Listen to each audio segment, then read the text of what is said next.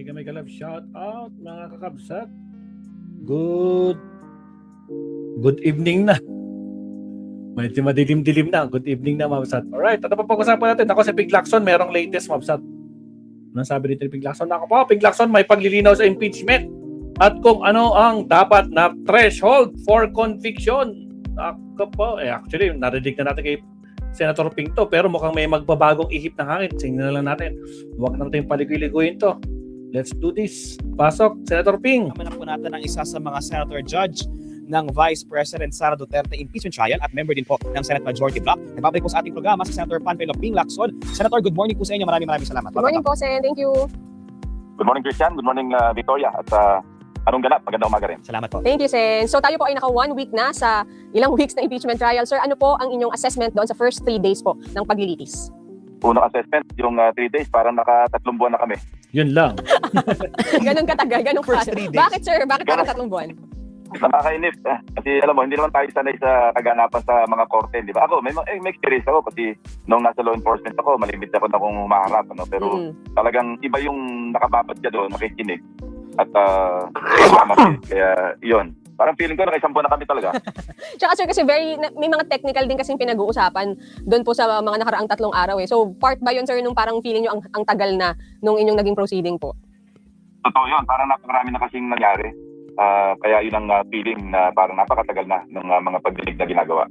At isa po doon sa mga unang nangyari, sir, noong first day ng impeachment trial ay yung pag-elect kay Senator Cheese Escudero as the presiding judge. Kayo po ang nag-nominate kay Sen Cheese. Can you give us information lang, sir? Paano po ba ang naging usapan sa inyong senators? Kasi up to the last minute, nakausap po namin si SP Win nung flag raising ceremony. Sinasabi pa rin niya na siya po ang uupong presiding. Although nangyari naman yun, siya naman talaga yung nag-start. Pero eventually ay na-elect si Sen Cheese. So anong nangyari doon, Sen? Totoo yun. Actually, original idea niya yun eh. Siya ay nag-float na mas mainam kung abogado, kung lawyer. Kaya initially, talagang pinag-isipan namin sino sa kanilang dalawa ni Senator Kiko. Kasi dalawa lang naman silang lawyer sa Majority Bloc. Opo. So yun, hanggang napag-usapan na nga na ako yung naatasan para mag-nominate. So tinasahan namin, magkakaroon talaga ng pagtutol na manggagaling sa minorya. Expected na namin na maraming mga i-motion o kaya isa-suggest o kaya i-take up sa impeachment trial na tututulan ng minorya. In-anticipate na namin yun eh. So yun, ganun nga nangyari. Pero bakit po kailangan na si Senator Cheese? Hindi po ba kaya ni Sen Win na siya yung maging presiding? Shoutout, Cora Vidal. Well, kaya. Sa tingin namin kaya. Kaya lang, mas mainam talaga yung lawyer kasi rules of court yung i-apply mo. Nakita naman natin yung competence, yung pagiging handa at pagiging competent ni Senator Cheese bilang presiding officer.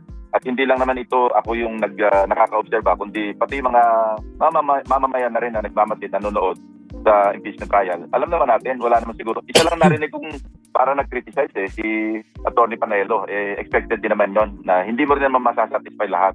Pero by and large, generally at saka overwhelmingly, sumasang-ayon sa ginagawa o sang-ayon sila sa ginagawa ni Senator Cheese Escudero. Opo. So ano ang reaction nyo, sir, doon sa ipinupunto nga po ng minorya na dapat si SP Win yung umupo dahil ayon daw sa Constitution, in all other cases aside from kung presidente ang iyong lilitisin, dapat SP ang nakaupo. At meron pa nga pong nag-question sina Attorney Torion doon po sa Supreme Court.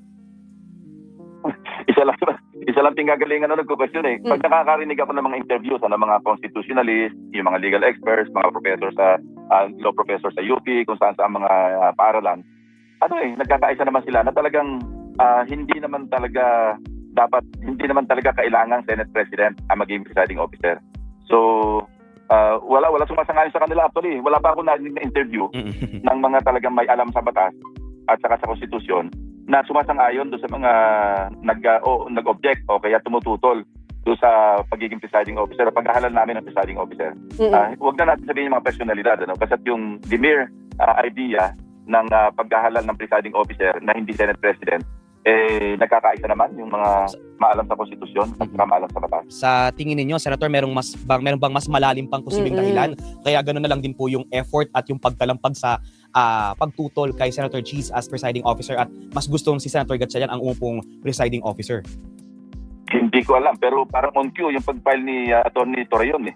After mag-object Siyempre. sa floor o doon sa trial mismo. Tuta si, tuta. Senator Tuta Alan. yan, tuta. Parang on cue, after a few days, Mark Bon Jovi, shout out. ng petition sa Korte Suprema. Pero ipagpaubayan na sa Korte Suprema, sila naman yung may karapatan na mag-interpret ng konstitusyon pag may usaping ganyan. Pero yung effort din po from your co-senator judges na may ganun din pong same stance na pag-question at pagharap or pagtutol po kay Senator Escudero as the presiding officer.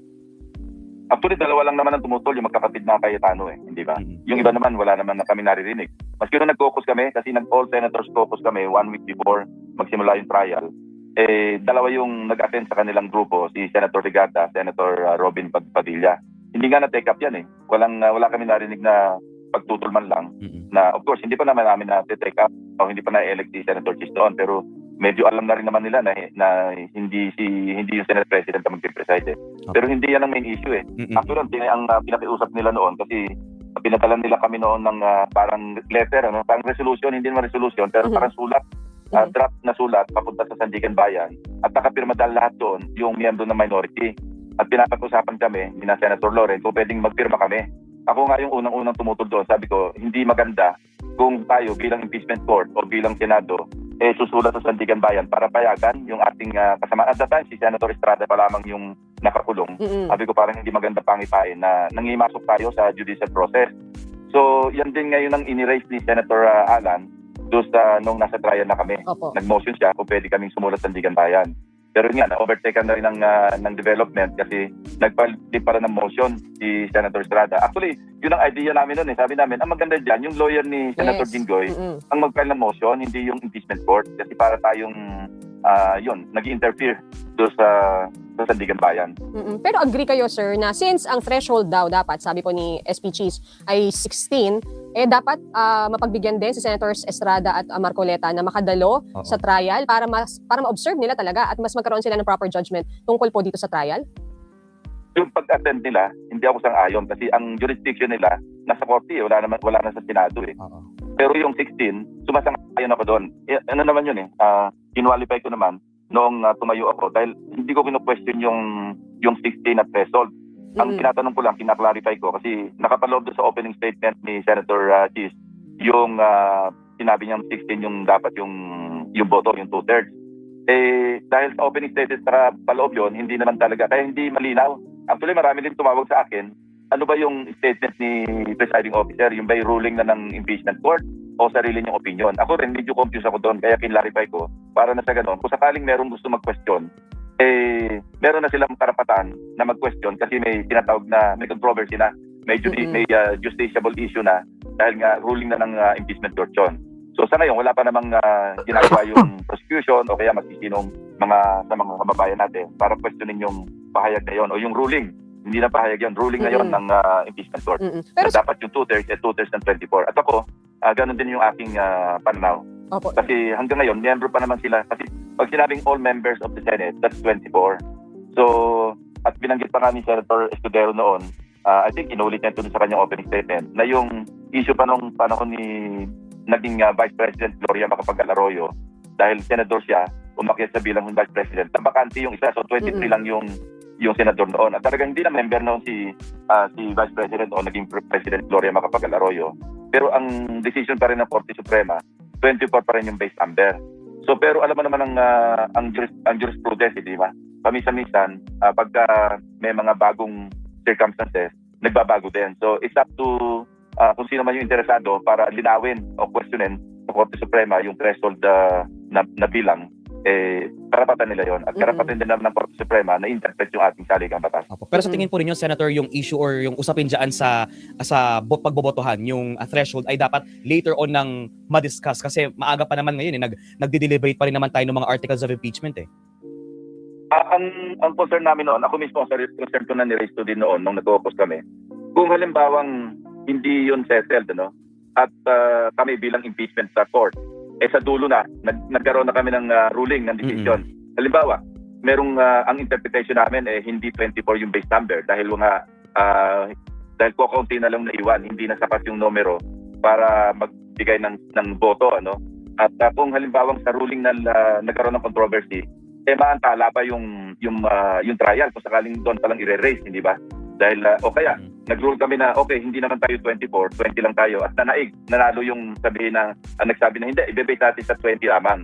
Halimbawa yun ang nanalo sa aming koko, sa aming pagbobotohan, na hindi 20 lang yung bilang.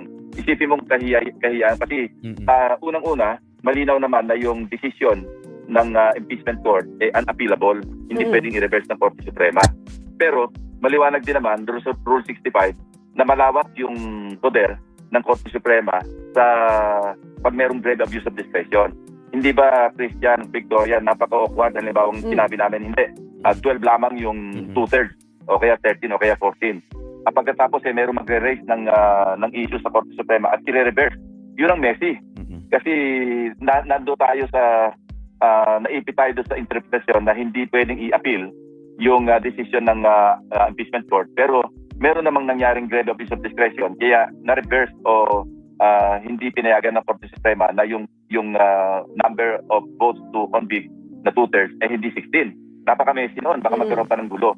So para sa akin, mas mainam ng maaga pa lamang masettle na ito. Pero once and for all, bago kami mag-render ng aming decision, yung ruling, whether to convict or to acquit, maliwanag na sa amin yung 2/3 na yung bilang ng 2/3. Oo, kaya better na na-address na rin, na-bring up na rin yung issue sa simula pa lang. Pero Sen, paano yung argumento na nung iba na paano makakapag-render ng tamang boto yung mga wala sa Senado kung hindi naman nila makita for themselves in person yung witness, yung proseso na nangyari, baka nga hindi po nila kahit mapanood sa TV kung yun ang maging ruling ng Sandigan Bayan. Paano, hindi ba unfair naman daw para sa public na hindi naman naging sapat yung basehan ng Senator Judge?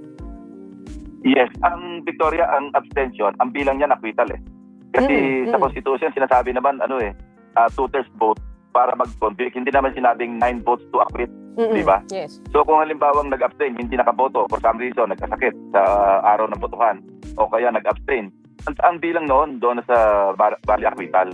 Maski ang kanyang nasa loobin, mag-acquit, pero wala siya doon sa araw ng botohan, mabibilang siya doon sa bumoto ng acquittal. Yun ang magiging bilang noon. So it doesn't matter pa rin kahit na yun nga nakakulong yung dalawa, hindi sila makaparticipate kung mag-acquit, kung sila abstention, ganun pa rin. Acquitted pa rin yung kanilang boto. Oo. Okay. Oo. Bilang na sila. Halimbawa ngayon, 3 yung pwedeng hindi makaboto. Yes po. Senator Bato, Senator Marcoleta, Senator Jinggoy, assumption lang ito, hindi to state to pa kasi hindi naman natin alam kung ano magiging status nila pagdating ng botohan, after 92 trial days, So, assuming na 3, 4, 5. Kaya nga sabi ko, napaka-awkward. Ito yung scenario, hypothetically, ang scenario na halimbawang siyam sa mga senador ang hindi maka-attend man lang ng trial at hindi makaboto. So, magta-trial pa ba kami kung 15 lamang kami doon sa members ng impeachment court? So, parang formally, acquitted na yung respondent dahil 15 yung nando sa impeachment court. Dahil nga indisposed yung siyam. So yun ang dapat talaga ma-resolve dahil although highly improbable yun, pero that's still in the realm of possibilities na po pwedeng merong siyam na hindi available sa araw ng botohan o even during the trial. So dapat talaga ma-resolve yung issue ng threshold, yung 2/3 vote ng kung ano man yung threshold na number.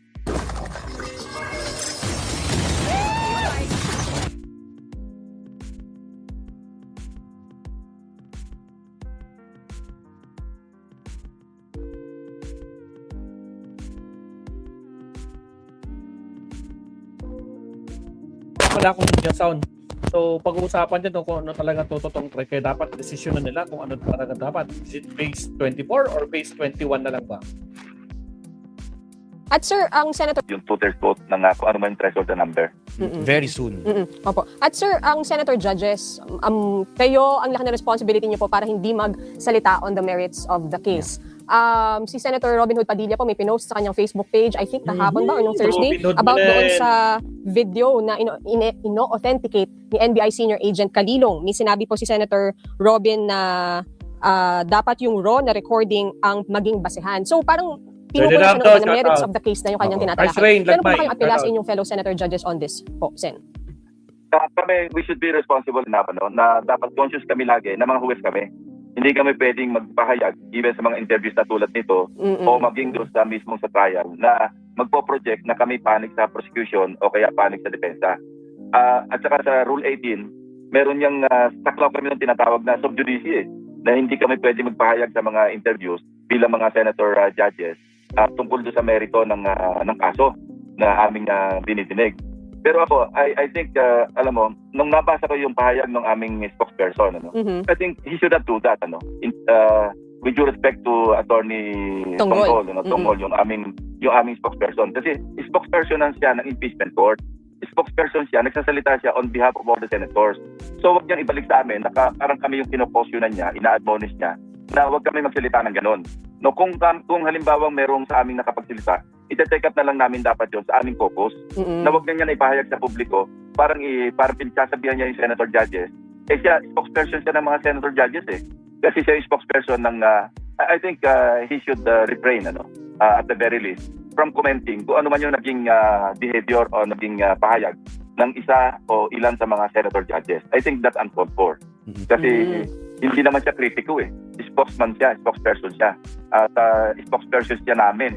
He's speaking on behalf of the impeachment court and effectively, he's speaking on behalf of the senator judges. Apo, So sa akin, hindi maganda yung kanyang pinahayag na parang pinagsasabihan niya pa kami, nire-remind kami na merong Rule 18 sa Rules on Procedure on Impeachment Trials. Kasi responsibilidad namin yun. At kung merong gusto mag-call out sa amin, mag-usap-usap na lang kami during caucus ng mga senator judges. Pero hindi para sa, I think that's above his pay level. That's Apo. beyond his paycheck. So bago po mag-start ulit itong trial on Monday, Senator, magkakaroon po ba ulit ng caucus ang mga senator judges to take up or discuss yung mga ganong concerns, particularly na yung post ni Senator Padilla na parang naglalahad ng merits of the case?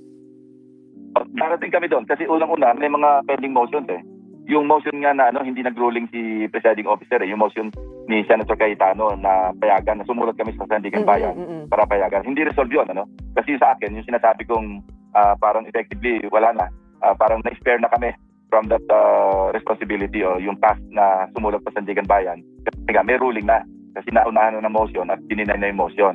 Pero that's only my opinion. So dapat i-take up pa rin namin sa caucus para pagbotohan pa rin namin, pag-desisyonan pa rin namin kung marapat ba na sumulat kami o hindi. Pangalawa, aabot kami doon sa pagsupina ng bank records, pagbubukas noong pagsupina uli ng IDR records, at saka yung kung isusupina ba o hindi, although wala pa namang motion, mismong yung respondent. So ito yung mga usapin na hindi, sa tingin ko, hindi naman mag-rule kaagad tulad ng ginagawa ngayon dahil iyon, mga minor issues yun na nare-raise sa floor, yung overruled, denied, o sustained, o kaya yung pagsasabi sa magkabilang panel, yun, pinapaubayan na sa presiding officer. Pero pagka mga major na issues, tulad ng halimbawa tulad ng tatlong nabanggit ko, palagay ko hindi gagawin ni presiding officer at si Escudero na mag-rule siya on the floor. Kasi ang pwede mangyari doon, merong mag-object, mauwi rin kami sa botohan. At sa akin, pagka ganun mga malalaking issues, hindi namin dapat pagbotohan kagad sa floor, kundi i-defer yung aming decision kasi meron sa amin na gustong isulat na lang yung memorandum ng objection o kaya pagsang-ayon. So pagka ganon, ako I would like to think na i-defer na muna yung ruling at pagsasabitin lang namin ng mga memoranda yung magkabilang panel sa kanilang mga positions at kami mismo ite-take up namin sa caucus. Ganyan ang ginawa namin noong panahon ng impeachment ni Chief Justice Corona. Nagko-caucus kami kay Senate President Enrile noon kapag ang usapin o yung issue medyo mabigat at hindi agad madesisyonan oro mismo do sa court. Opo. Sen, kunin ko lang din po yung reaction niyo po. Nandun po si VP Sara mismo sa Senate Yes. nung Tuesday, pero nakipag-meeting lang po sa kanyang mga abogado, hindi po dumalo sa impeachment trial mismo. What do you think of that, sir? Ayoko na mag-comment doon kasi baka mag-border tayo sa merito ng kaso. So mas mainam na yung tahimik kami sa mga usaping ganyan. Alright. At nitong last week, sir, ayun na. Parang disappointed, Victoria. Hindi, sir. Kasi diba parang nag-motion din si Attorney Kapunan, di ba? Na dahil nga nandun naman si VP sinabi niya Sara, na. it would be best sana kung maimbitahan na siya as hostile witness. Nasabi naman niya gagawin daw nila eventually. Eventually. Oo. Sabi naman ni Senator Cheese. Panguli na lang sa akin, sir, ito baka masagot niyo. Kasi nga po, sumuko po si Senator Rodante Marcoleta sa Sandigan Bayan nung Monday, bago Yes. mag-trial, because of plunder. Ano lang po ang inyong masasabi as his colleague in the Senate? Naku, nagkakasakit yan. Alam mo, yung nag-tweet ako dyan, meron akong post na Yes. Pero yon, alam mo, since time immemorial, ganyan lagi nangyayari. Pag may kaming kinokontempt kami sa Senado, ang bagsak lagi sa ospital. Kapag merong naaresto, ang bagsak sa ospital. Naglalabasan yung sakit once na lumalabas yung warrant. Si Secretary Buruan, nung naaresto, diretso sa ospital.